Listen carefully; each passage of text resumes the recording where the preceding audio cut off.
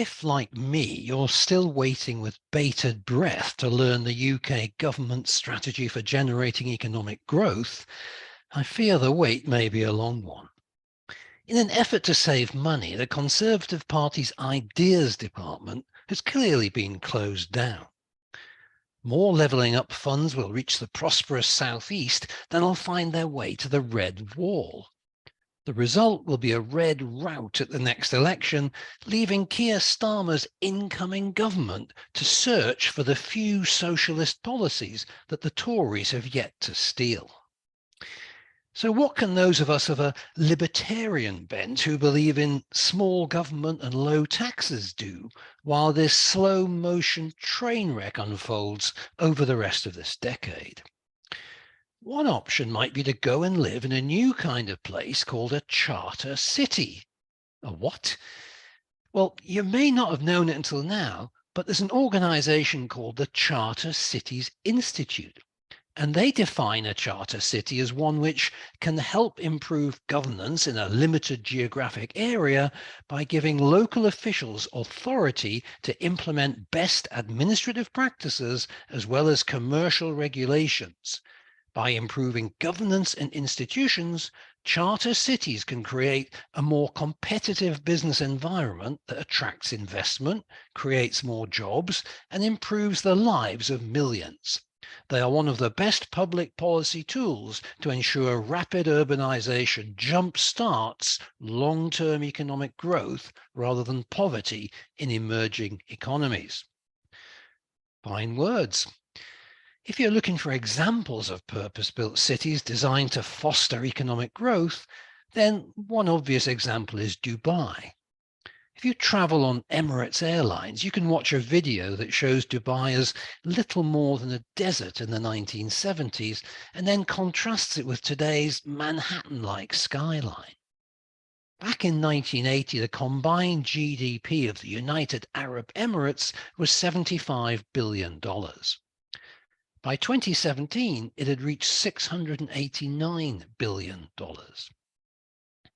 An even bigger example is Shenzhen in China, which was a fishing village when I was born and is now a bustling high-tech metropolis of 13 million people. Average income per capita rose from $137 a year in 1980 to $13,997 a year by 2017. Shenzhen was the prototype for Deng Xiaoping's reforming policies that began at the end of the 1970s and which looked like being snuffed out under Xi the dictator. And then there's Singapore, that strange hybrid of free market capitalism and authoritarian politics that's become one of the world's leading financial centers. Average GDP per capita has rocketed from $428 in 1960 to $64,582 in 2018. The concept of charter cities is the brainchild of Paul Romer, former chief economist at the World Bank and winner of the 2018 Nobel Prize for Economics. He recognized that the key barrier to economic growth is bad management of the environment in which hardworking people are willing and able to build businesses that create jobs and wealth. Hallelujah. By freeing up a new city from all the old baggage of regulations, rent-seeking, and corruption, it should be possible to give these people wings and let them fly.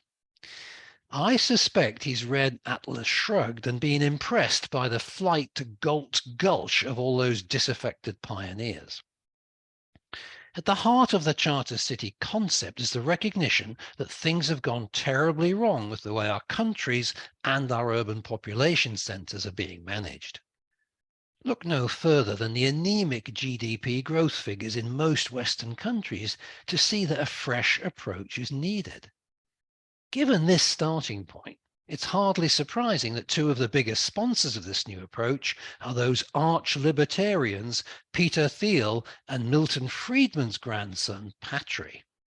Friedman's first venture into new ways of living was the Seasteading Institute, which aimed to create autonomous environments floating on the oceans. Wacky? Probably. Well-intentioned? Certainly. Today, the focus seems to be on low-income countries where corruption has been rife and living standards have fallen far behind the rest of the world. The Chartered Cities Institute has a four-step cookie-cutter model for creating your very own metropolis. First, acquire a greenfield site so there's no historical baggage or NIMBYism. The funding for the land purchase and development costs tends to come from private sources, so there's no strain placed on the economy of the host country. Then you create new administrative entities to administer the city, pass laws, and manage the functions you need when lots of people live in one place. This involves a potentially awkward dance between the officials who govern and the investors who finance the project to make sure their goals are aligned. These local officials are then given wide-ranging powers to adopt best practice in how to run the city, provided they comply with criminal law and international treaties. The exciting part is that they get a clean slate on which to create the rules for business, land registration, taxes, immigration, and labor laws. The fourth leg of the system is a speedy process for dispute resolution, something that the West's snail-paced lawyers and regulators wouldn't recognize if it bit them on the arse. There are a number of small-scale charter city projects underway in Africa, including Etana in Nigeria, whose backer, serial entrepreneur E. Aboyeji, says will be more like Delaware than Shenzhen.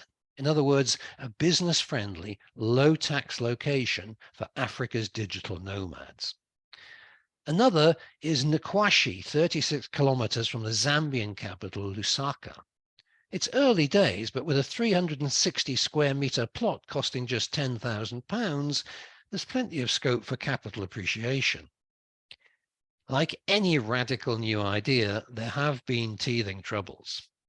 A project called Reedy Creek in Florida was well advanced and was being heavily funded by the entertainment giant Disney.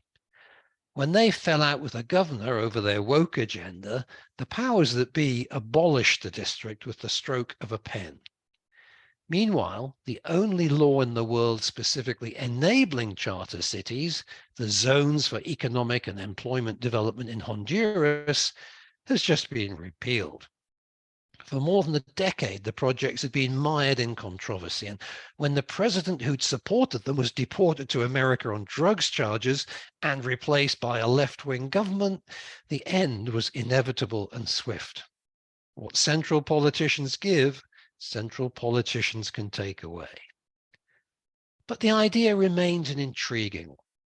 Speaking at the launch of a secondary cities initiative in Malawi last year, this quote from Curtis Lockhart, executive director of the Charter Cities Institute, gives some idea of the scale of the opportunity.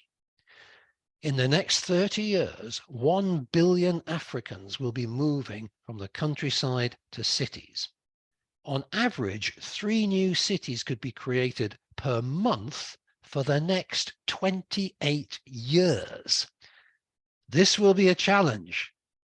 No shit, Sherlock, which needs stakeholders to come together and do something about cities. Patrick Friedman certainly thinks it's a problem worth solving. In 2019, he launched Pronomos Capital, a $10 million venture fund with a mission to build prosperous cities that uplift entire regions. The fund is already invested in the aforementioned Nigerian project, plus a West African financial center and a potential new project in Bhutan, which is currently the only carbon neutral country on the planet.